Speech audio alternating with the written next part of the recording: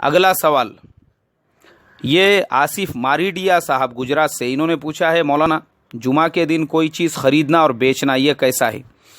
آصف بھائی تمہارا سوال کا جو جواب ہے وہ مجھے ملا علامہ یوسف صاحب لدھیانوی رحمۃ اللہ علیہ کی آپ کے مسائل اور ان کا حل جلد نمبر 7 صفحہ نمبر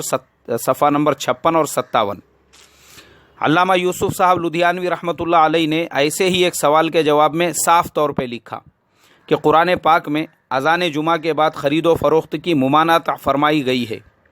اس لیے جمعہ کی پہلی اذان کے بعد خرید و فروخت اور دیگر کاروبار یہ ناجائز ہے۔ قرآن میں صراحتاً اللہ نے فرمایا یا ایھا الذین آمنوا اذا نودی للصلاۃ من یوم الجمعۃ فاسعوا الی ذکر اللہ وذروا البیع۔ اس جواب سے اور اس آیت کے روشنی میں ہمارے یہ سمجھ میں آتا ہے کہ اذان جو پہلی اذان ہے جمعہ کی، اس سے لے کر تو نماز جمعہ کے مکمل ہونے تک اپنے کاروبار کو بند رکھنا یہ فرض ہے، لازمی ہے۔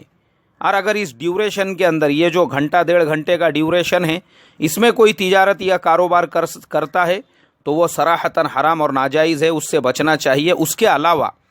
اذان جمعہ سے پہلے پورا دن آپ تجارت کر سکتے ہیں، اور نماز جمعہ کے بعد تو مستقل قرآن میں آگے فرمایا فانتشروا فی الارض وابتغوا من فضل اللہ، تو کوئی سوال ہی نہیں ہے۔ خالی وہ جو گھنٹہ 1.5 گھنٹے کا ڈیوریشن ہے اذان سے لے کے سلام تک کا، اس کے درمیان میں آپ نے کاروبار بند رکھنا چاہیے، اور صرف دکانیں نہیں۔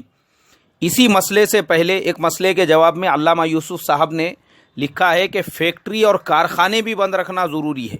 تو ہم اس کا اہتمام کریں۔ اگلا